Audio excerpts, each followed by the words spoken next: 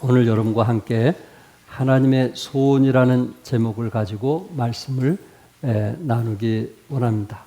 오늘 특별히 아삽 후손인 시인은 이스라엘 백성들이 나라를 빼앗기고 고통을 당하면서 참 이스라엘 백성들이 하나님이 원하시는 그런 바람으로 돌아오기를 원해서 소원을 말하고 있습니다.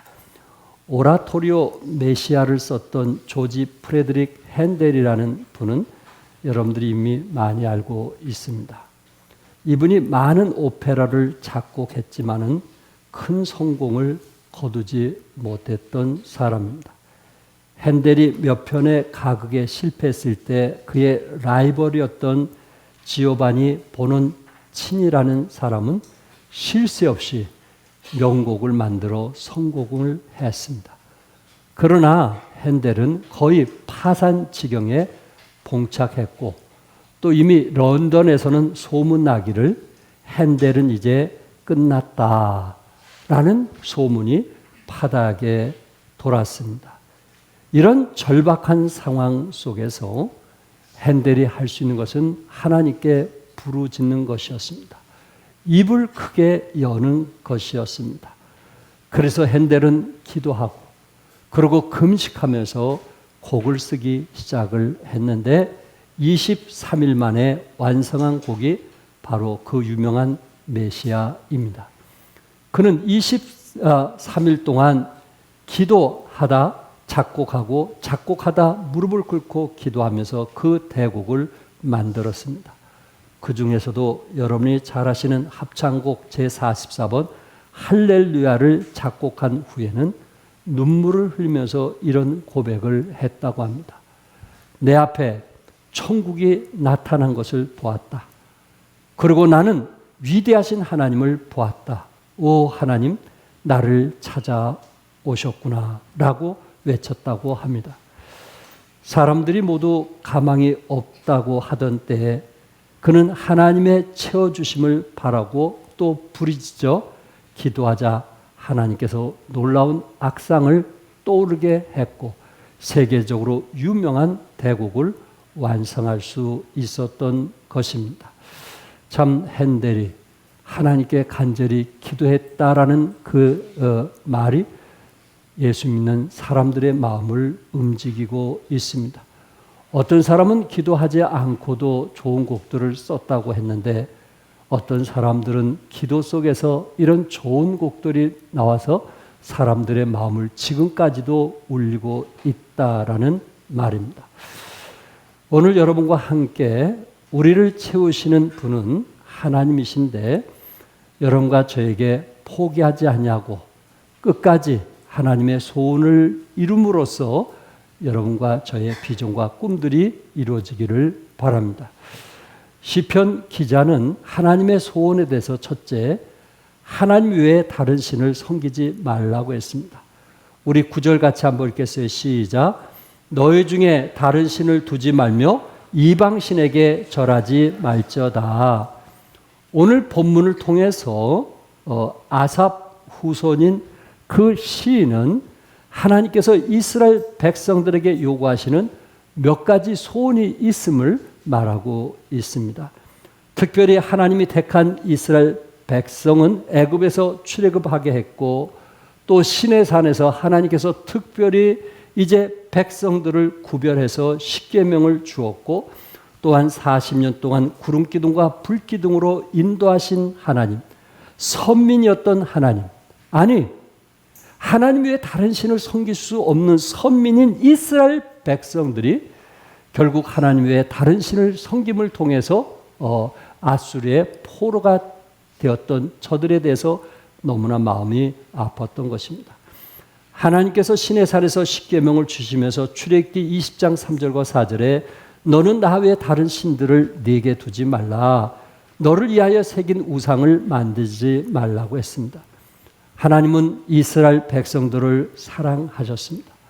430년 동안 노예 생활을 했고 저들은 눈물과 통곡으로 하나님께 부르짖을 때 하나님께서는 출애굽을 통해서 저들에게 자유와 해방을 주셨고 또한 애굽 군인들이 쫓아오게 됐을 때 홍해 바다를 가르게 하는 기적을 보여주셨고, 또한 40년 동안 하나님께서 광야에서 앞서 행하셔서 저들을 인도하셨던, 또한 저들에게 자비와 긍휼과 은혜를 베푸셨던 하나님, 이런 하나님을 저들은 잊어버리고 우상 숭배를 했고, 또한 하나님의 은혜를 망각하면서 하나님께 예배드리는 것을 멀리 했던 것입니다. 이스라엘 백성들은 10계명 중에 첫째 계명을 순종하지 않았습니다. 하나님 외에 다른 우상을 숭배했다라는 말입니다. 결국 아수르 제국에 의해서 722년에 멸망을 당했습니다. 시편 기자는 본문 9절에 너희 중에 다른 신을 두지 말며 이방 신에게 절하지 말지어다 라고 말씀하고 있습니다. 왜 사람들은 우상을 만듭니까? 우상은 인간이 만든 것입니다. 사람이 물건을 만들었다면 만든 사람의 소유고 만든 사람을 위해서 존재하는 것입니다. 인간은 자신의 유익을 위해서 뭘 만들었어요? 우상을 만든 것입니다. 자신이 소유하고 싶어서 우상을 만들었던 것입니다. 우리가 믿는 예수님은, 여러분과 제가 고백하는 예수님은 우리를 구원해 줬을 뿐만 아니라 여러분과 저는 하나님의 소유가 되었습니다. 하나님의 소유가 되었다는 것은 하나님을 위해서 사는 것이고 하나님의 영광을 위해서 사는 것입니다. 우상은 사람들이 만들어서 자기네들의 유익을 위해서 자기들이 소유하고 있지만은 여러분과 저는 하나님의 소유가 되었기 때문에 하나님의 영광을 위해서 지금까지 쓰임받고 있습니다. 하나님의 소유라고 하는, 하나님의 자녀라고 하는 그 정체성, 또한 그 확신, 그것이 얼마나 중요한지 아시겠죠? 우상 중에 가장 무서운 것이 뭔지 아십니까? 하나님 외에 다른 신을 섬기는 것보다 더 무서운 것은, 가장 큰 우상은 자기를 위해서 사는 것입니다. 자기를 위해서 우상을 만드는 것입니다. 자기 자신을 자랑하는 것입니다. 자신의 명예, 자신의 권세, 자신의 물질, 오로지 자기 자신을 자랑하기 위해서 자기 자신을 숭배하는 우상이 가장 큰 우상이라는 말입니다. 여러분이 잘 아시는 것처럼 베드로와 요한이 예루살렘 성전에 들어갔을 때 이미 태어날 때부터 안진뱅이였던 사람이 베드로와 요한을 보고 구걸을 했습니다. 그랬을 때 베드로와 요한은 그 순간 내가 가진 금과 은은 없지만은 나사렛 예수의 이름으로 걸으라, 이렇게 명했어요. 학자들은 그가 안진뱅이 생활을 한 지 40년이 넘었다고 합니다. 40세. 예. 그런데 그 안진뱅이가 일어난 거예요. 성전 안에는 난리가 난 겁니다. 안진뱅이가 성전에 들어가서 춤을 추고 하나님께 감사했을 때 성도들은 눈이 둥그러졌어요. 왜? 항상 안진뱅이로 구걸하던 그런 사람인 것을 알았기 때문에 그렇습니다. 베드로와 요한이 밖에 있을 때 이 안진뱅이가 베드로와 요한을 보는 순간 그를 붙들었다고 그랬어요. 이 사람이 나를 낫게 해줬다. 그 감격과 기쁨이 넘쳐서 너무 고마워서 그 순간 그곳에 사람들이 몰렸는데, 그 솔로몬 행각이라는 곳에 사람들이 얼마나 많이 모였던지, 그곳에서 베드로와 요한이 자기 자랑을 통해서 스스로 우상이 될 수도 있고, 또 하나는 자기 자신은 하나의 심볼로서, 상징으로서 남을 수도 있었던 겁니다.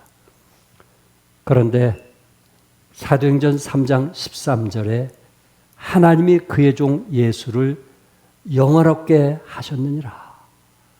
베드로와 요한은 자신을 드러내기보다는 누구를 드러냈어요? 하나님을 드러냈어요.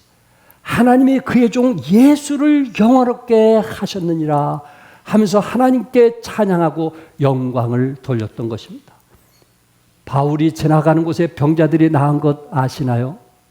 얼마든지 사도 바울 스스로 다른 사람에게 우상이 될 수도 있었지만은 사도 바울은 철저히 누구에게 영광을 돌렸어요? 하나님께 영광을 돌리게 되었습니다. 여러분이 아신 대로 침례 요한은 예수님보다 6개월 전에 태어나서 나는 주님의 길을 곱게 하기 위해서 먼저 태어났다고 고백하고 있고, 침례 요한의 고백 중에 하나가 뭐냐면은 나는 예수님에 비하면은 소리에 불과하다 그랬어요. 뭐에 불과하다고요? 소리, 상징에 불과하다는 거예요. 내 자신이 우상이 될 수가 없다는 거예요. 그 당시 침례 요한에게는 수많은 사람이 따라왔어요. 그리고 수많은 사람이 따라다녔어요. 그리고 그의 메시지를 듣게 되었습니다. 침례 요한을 통해서 많은 사람들이 요단강에서 침례에 순종하는 일들이 있었던 것입니다.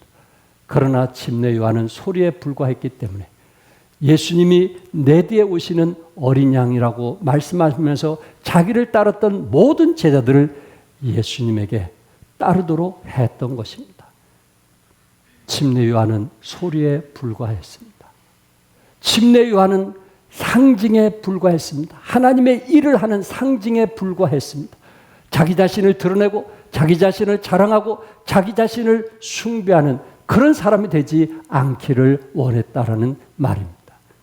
사랑하는 성도 여러분, 오늘 본문에서 시인은 하나님 외에 다른 신을 섬기지 않기를 지금 노예 생활하고 있는 이스라엘 백성들에게 말하고 있는 것입니다. 페르시아 제국을 건설한 키루스 2세 왕은 그가 전쟁에서 한 나라를 이제 멸망시키면서 그의 이제 왕의 아들, 왕자와 아내와 아이들을 생포했습니다. 그리고 자기 나라에 데리고 와서 그들을 이제 심판하고 또한 그들을 죽이기 원해서 재판을 벌였던 것입니다. 그러면서 왕은 포로된 왕자에게 묻습니다. 만약 내가 너를 살려준다면 너는 나를 위해서 무엇을 하겠냐? 그럴 때 왕이 저를 살려준다면 제가 가진 재산의 절반을 드리겠습니다. 그래? 그럼 너와 함께한 사랑하는 자식들을 살려준다면 네가 나에게 뭘 주겠냐? 우리 자식들을 살려준다면 제가 저의 재산의 모든 것을 다 드리겠습니다. 야, 그랬더니 왕이 또 묻습니다. 그럼 네가 사랑하는 아내를 위해서 이제 살려준다면 무엇을 하겠냐 했더니 왕자는 나의 생명 모든 것을 드리겠습니다 라고 이야기를 했어요. 그 순간 그 왕의 마음이 움직였어요. 세상에 이렇게 자식과 아내를 사랑하는 사람이 있는가 해서 그들을 살려줬어요. 고국에 돌아온 왕자는 아내에게 묻습니다. 여보, 페르시아 제국의 왕이 멋있지? 얼마나 잘생겼어? 당신 그분 얼굴 본 적 있어? 그랬을 때 그의 아내는 그의 얼굴을 보지 못했다고 합니다. 또한 볼 필요가 없었다고 합니다. 아니 왜 그런 사람을 못 봤어? 하고 얘기했을 때 이렇게 말합니다. 나를 위해서 대신해서 죽겠다는 한 남자를 보았습니다. 당신의 얼굴을 보면서 나는 다른 아무것도 볼 수가 없었습니다. 당신의 얼굴을 보면서 나를 위해서 죽겠다는 당신의 얼굴을 보면서 나는 다른 아무것도 볼 수가 없었습니다. 이런 분이 여러분과 저를 위해서 죽으신 예수님 아니실까요? 우리는 예수님 외에 다른 것을 볼 수가 없습니다. 예수님의 넓고 깊고 높은 그 사랑이 너무나 크기 때문에 우리는 예수님 외에 다른 것을 사랑할 수가 없다라는 말입니다. 두 번째, 시는 내 입을 크게 열라고 했습니다. 우리 10절 같이 읽겠어요. 시작.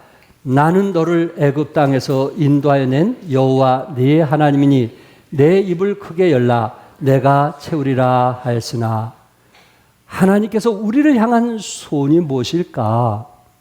포로된 이스라엘 백성들에게 좀 더 입을 크게 열라고 말하는 것입니다. 너희들이 비록 포로고 비록 미래가 없고 희망이 없지만은 그러나 우리 안에 계신 하나님을 의지하면서 좀 입을 크게 열라, 그렇게 말하고 있습니다. 하나님께서 여러분과 저에게 소원이 있는데 그것이 뭡니까? 두 번째, 입을 크게 여는 거예요. 지금 어떤 상황이든지 저들은 지금 아수르의 포로가 된 그 상태에서 더 이상 희망이 없는 저들에게 입을 크게 여는 것이 하나님의 소원인 것처럼 너희들이 어떤 상황에 있든지 입을 크게 열라, 이렇게 말하고 있습니다. 입을 열라는 것은 마음을 열라는 것이고 또한 마음의 소원을 품고 부르짖으라는 것입니다. 사람의 마음의 감정과 입의 모양은 서로 관계가 있는 것 같습니다. 다 그런 거는 아니겠지만은 사람이 화가 나면은 입을 꼭 다물고 굳은 표정을 짓는 경우들을 보게 됩니다. 그렇게 하려고 자기가 애쓰지 않는데도 사람들에게 그렇게 보일 수가 있다는 거예요. 그렇지만은 즐겁고 기쁠 때는 입이 저절로 벌어집니다. 입이 귀에 걸린다는 표현이 있는데 정말 그렇게 느껴질 정도일 것입니다. 그래서 사람은 자신의 감정을 숨길 수가 없습니다. 사랑하는 성도 여러분, 때로 여러분이 말하지 않을 수도 있을 것입니다. 화가 나서 입을 열지 않을 수도 있을 것입니다. 무엇 때문일까요? 때로 하나님께 기도 응답받지 못해서 화가 나서 입을 열지 않는 분 혹시 있습니까? 아삽의 후손 시인처럼 영원히 노하시리까? 어느 때까지 노하시리까? 하면서 그 화가 난 그 모습 그대로 하나님께 호소하는 그러한 시인의 모습이 아니냐 하는 거예요. 그러나 기억하십시오. 살아계신 하나님, 능력 많으신 하나님께서 여러분과 저에게 입을 크게 열고 부르짖으라, 이렇게 말씀하고 있습니다. 하나님께서 입을 열면 하나님께서 채워주시겠다고 약속했다라는 말입니다. 그러므로 비전과 꿈을 위해서 입을 크게 여시기 바랍니다. 하나님께서 입을 열 만큼 채워주실 것입니다. 빌립보서 4장 19절에 나의 하나님이 그리스도 예수 안에서 영광 가운데 그 풍성한 대로 너희 모든 쓸 것을 뭐 하시라고요? 채우시라. 그 풍성한 대로. 그런 경험 한번 해보지 않겠습니까? 입을 열므로, 하나님을 의지함으로, 하나님께 부르짖음으로 그 풍성한 대로 너희 모든 쓸 것을 채우시라. 화가 나서 속이 상해서 입을 열지 않는 그런 사람이 되지 말고 오히려 힘들고 어려울수록 입을 열고 크게 열어 부르짖는 그 풍성한 대로 쓸 것이 채워지라고 믿습니다. 누가복음 6장 38절에서는 주라 그리하면 너에게 줄 것이니 곧 후이되어 누르고 흔들어 넘치도록 하여 너에게 안겨주리라. 너희가 헤아린 그 헤아림으로 너희도 헤아림으로 도로 받을 것이니라. 새 번역에서는 대를 누르고 흔들어 넘치도록 후하게 되어서 너희 품에 안겨주실 것이라고 했고요. 현대어 성경에서는 쌀대가 아니고 쌀말, 말에다가 누르고 흔들어 차고 넘치도록 후하게 담아 너에게 안겨주실 것이다, 이렇게 번역을 했습니다. 제가 학생 시절에 쌀을 대로 사기 위해서 쌀가게 간 경험이 있습니다. 그래서 그 쌀가게 가면 정말 그 사람이 대를 주든지 말을 드든지 한번 흔들어서 채워서 눌러서 주는 것을 저는 보았습니다. 사랑하는 성도 여러분, 주라 그리하면 너에게 줄 것이니, 여러분과 제가 헤아릴 만큼 하나님께서 우리를 헤아려 축복을 약속하셨는데 누르고 흔들어 차고 넘치도록 후하게 주신다고 했습니다. 따라서 해보실까요? 누르고 흔들어 차고 넘치도록 후하게 주신다. 아유, 그래가지고 어찌 받을 수 있겠어요? 네, 누르고 흔들어 차고 넘치도록 후하게 주신다. 믿으시면 아멘 하시기 바랍니다. 우리 하나님은 입을 크게 벌리라고 말씀하셨어요. 시편 34편 10절에서도 젊은 사자는 궁핍하여 줄일지라도 여호와를 찾는 자는 모든 좋은 것에 부족함이 없으리라. 여러분, 동물의 왕국 보면 젊은 사자는 절대 줄일 이유가 없습니다. 늙은 짐승들은 줄이는 것을 봤습니다. 먹을 수가 없어서. 다른 짐승을 잡아먹을 수가 없어서 스스로 죽어가는 모습을 봤어요. 어린 짐승들도 이제 궁핍한 모습을 봤어요. 그러나 젊은 사자들은 이곳저곳을 뛰어다니면서 먹을 것을 찾아다닙니다. 그러나 젊은 사자가 혹시나 줄일 수 있을지라도 하나님을 찾는 자는 모든 좋은 것에 함께 하신다고 말씀했어요. 모든 좋은 것에 뭐 하신다고요? 함께 하신다. 하나님께 부르짖어 보지 않겠어요? 무릎을 조아리고 기도해 보지 않겠어요? 하나님께서 우리에게 모든 것을 좋은 것으로 함께 하시겠다고 약속을 했습니다. 내 입을 넓게 열면 하나님은 뭐 하신다고요? 채워주신다고 말씀을 했습니다. 여러분 어떻습니까? 제 아내가 기분이 좋으면은 상추에다가 밥과 고기를 싸서 제 입에 주는 경우들이 있습니다. 기분이 좋을 때입니다. 그럴 때는 입을 크게 벌려야만 먹을 수 있습니다. 평상시보다 어떻게 해요? 입을 크게 벌려야만 먹을 수 있습니다. 여기 엄마가 욕심 많아서 저 어린아이에게 입을 크게 벌리도록 하는 모습. 그러나 어린 새끼들은 그 새 어미에게 입을 어떻게 벌렸어요? 와, 사람이 배고프면요 입을 벌릴 수밖에 없어요. 배가 고프면요 그것을 채우기 위해서 뭐 할 수밖에 없어요? 입을 벌릴 수밖에 없어요. 그런데 여러분, 어떤 사람은 배고픈데도 먹을 생각을 안 한 사람이 있어요. 분명히 배가 고픈데도 전혀 먹을 생각을 안 하는 사람이 있어요. 그 사람은 이미 몸에 뭐가 났어요? 병이 난 거예요. 병이 난 거예요. 속은 배가 고픈데 먹고 싶지가 않은 거예요. 그 사람은 병이 났어요. 배가 고프면 먹고 싶은 게 당연한 거 아니겠어요? 이것저것 찾아다니는 게 당연한 것 아니겠느냐 말이에요. 여러분과 저는 혹시 병들지 않았다면 우리가 배가 고플 때 뭐를 크게 열자? 입을 크게 여는 거예요. 이건 자연스러운 거예요. 그러나 혹시 그런 사람이 없겠지만 아직도 입을 열지 않는 사람 있습니까? 하나님께 구하지 않는 사람 있습니까? 하나님을 찾지 않는 사람 있습니까? 그 사람은 영적으로 병이 들은 상태에 있기 때문에 그렇습니다. 계시록의 7교회 중에 라오디게아 교회 성도들이 나는 부자라 부유하여 부족한 것이 없다라고 했습니다. 그러나 부활하신 주님은 눈으로 볼 때는 공고하고 가련하고 가난하고 눈멀고 벌거벗은 상태라고 말을 하고 있습니다. 라오디게아 교회 성도들 중에는 자신은 부자라 부유하고 부족한 것이 없다라고 했는데 부활하신 주님의 눈으로 볼 때는 그게 아니라는 것입니다. 혹시 여러분 가운데 하나님을 찾지 아니하고 입을 크게 벌리지 아니하도 살 수 있다라고 생각하는 분이 있을 수 있겠지만 부활한 주님께서 여러분 마음에 나타나서 보실 때 그 사람이 가장 공고하고 가련하고 가난하고 눈멀고 벌거벗은 상태임을 기억하시기 바랍니다. 배고프면 밥을 찾는 게 당연한 것 아닐까요?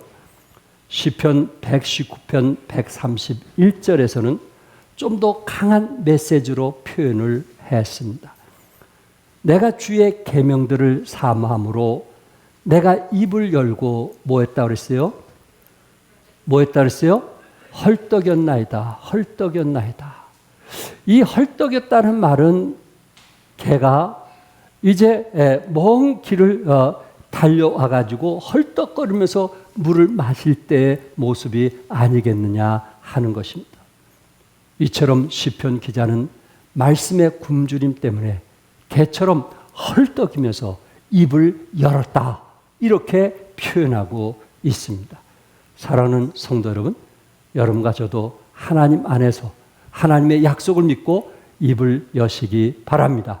하나님께서 우리에게 주신 교훈이 뭐예요? 너희는 무엇을 열으라 했어요?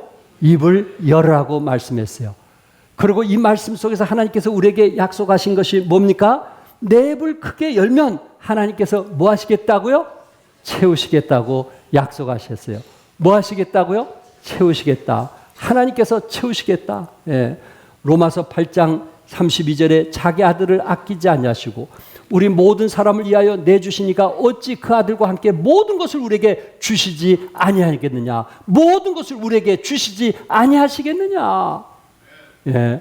모든 것을 주시는 하나님께 우리 모든 것을 구할 수 있기를 바랍니다. 하나님 우리에게 분명히 약속하셨어요. 아들을 주시니까 우리에게 모든 것을 주시지 않겠느냐라고 약속하셨어요. 그러므로 입을 크게 여시고 하나님께서 우리에게 주시고자 하는 축복을 누리며 살아갈 수 있기를 바랍니다. 끝으로 세 번째, 하나님 말씀에 순종하라는 것입니다. 우리 13절 다 같이 읽겠어요. 시작. 내 백성아 내 말을 들으라. 이스라엘아 내 도를 따르라. 시편 기자는 포로된 이스라엘 백성들에게 절망과 낙심과 실망 중에 있는 그 이스라엘 백성들에게 말을 합니다. 이제라도 하나님의 말씀을 들으며 이제라도 하나님의 말씀을 따르라고 말하고 있습니다.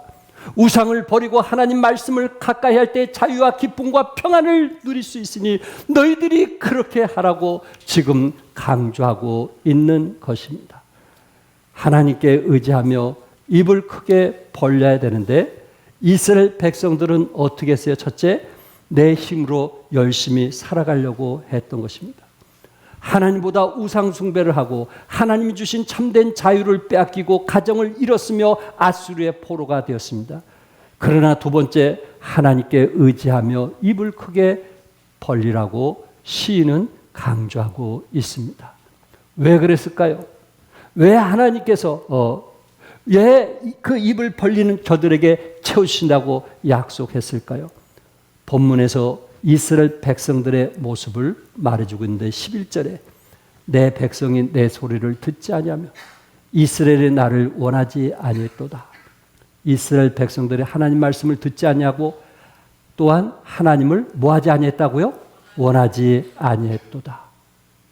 430년 동안 노예 생활했던 저들을 하나님이 출애굽하게 했고 홍해바다를 건너게 했고 40년 불기둥 구름기둥으로 또한 반석에서 물을 내주셨던 하나님, 저들을 가나안 땅으로 인도하기 위해서 요단강을 건너게 하신 하나님, 이런 하나님을 저들이 한순간 잊어버리고 하나님 말씀을 듣지 않으려고 하는, 하나님 말씀을 거부하는 그런 사람이 되었다는 거예요.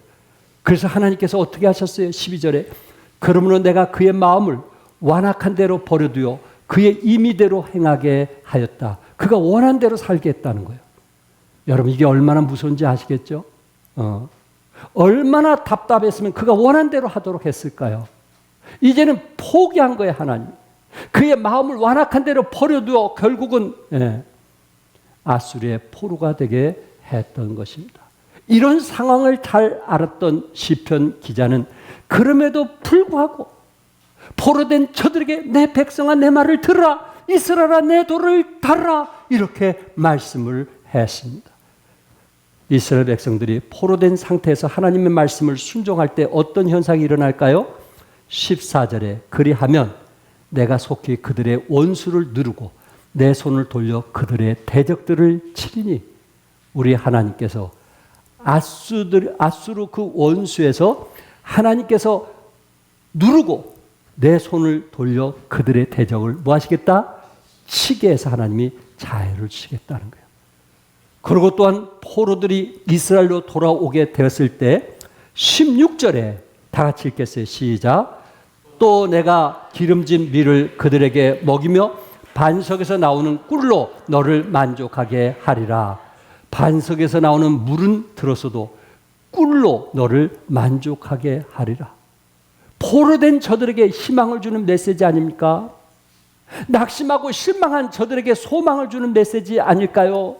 내가 기름진 밀을 그들에게 먹이시며 반석에서 나온 꿀로 너를 만족하게 하리라. 어찌할 때 너희들이 하나님의 말씀을 듣고 말씀에 순종하게 됐을 때 하나님께서 입을 크게 열게 하시며 그들에게 필요를 채워주시겠다고 약속을 하신 것입니다. 사람이 떡으로만 사는 것이 아니기에, 복된 삶은 잘 먹고 잘 사는 것이 전부가 아니기에, 왜냐하면 그것은 영원한 것이 아니니까. 이 세상의 모든 것은 언젠간 사라지는 거니까. 여러분이 가진 거, 여러분이 누리는 거, 여러분이 어느 것보다도 손으로 꽉 쥐었던 것은 언젠가는 사라지는 것이니까. 그것이 우리를 행복하게 할 수 없는 것이기 때문에 너희들이 내 말을 듣고 순종하면 내가 기름진 밀을 그들에게 먹이며 반석에서 나온 꿀로 너를 만족하게 하리라고 약속을 했습니다. 그러면서 결론적으로 시편 1편 1절과 2절에 복 있는 사람에 대해서 말씀하고 있습니다. 우리 시간 다 같이 읽겠습니다. 시작. 복 있는 사람은 악인들의 꾀를 따르지 아니하며 죄인들의 길에 서지 아니하며 오만한 자들의 자리에 앉지 아니하고 오직 여호와의 율법을 즐거워하여 그의 율법을 주야로 묵상하는도다. 아멘. 악인들의 꾀를 처음에는 따르다가 그 다음에 죄인의 길에 서게 되고, 죄인의 길에 서게 되면 어떻게 돼요? 오만한 자들의 자리에 어떻게 돼요? 주저앉게 됩니다. 우리는 처음부터 악인들의 꾀를 따라서는 아니 될 것입니다. 우리는 하나님 외에 다른 것을 우상 숭배해서는 아니 될 것입니다. 우리가 또한 우리 자신을 자랑하거나 드러내서는 아니 될 것입니다. 하나님 말씀에 순종할 때 기름진 밀을 먹이시고 또한 반석에서 나오는 꿀로 만족케 하신 하나님을 의지하면서 승리하시기를 주님의 이름으로 축복합니다. 기도하겠습니다. 성령 인도하신 대로